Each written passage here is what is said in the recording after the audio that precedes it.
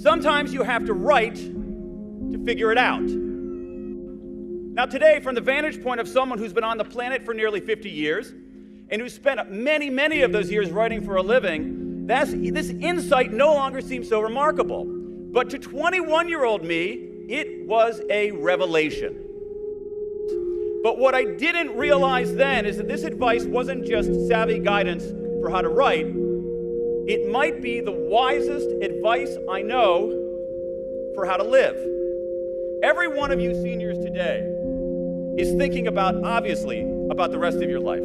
And many of you are thinking about it in a systematic, thesis, outline, execution sort of way.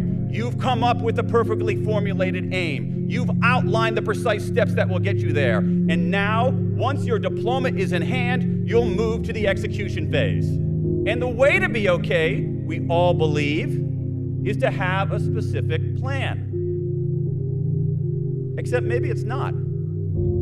Sometime before graduate weekend ends, try this experiment for me. Find someone in his or her 40s, 50s, or 60s who's doing something you admire, something that contributes to the world, something that you might like to do yourself one day. Then ask that person how they got there.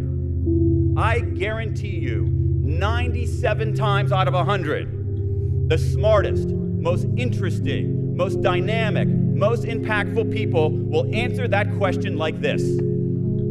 It's a long story. Why?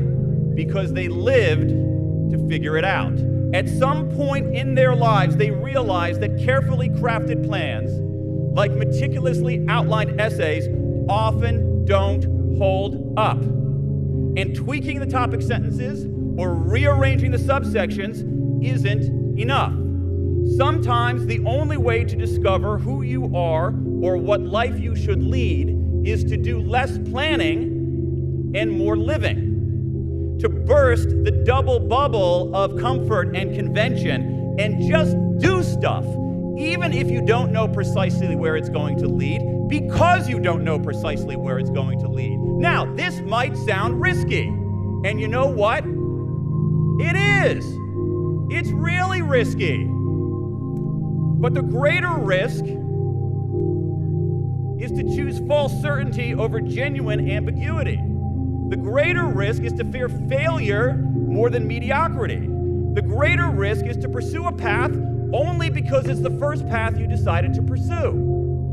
We lived to figure it out. And this is much less frightening than it seems. Believe me on this. So fear not. If you don't know what you're doing, that makes you roughly as competent as everyone else out there.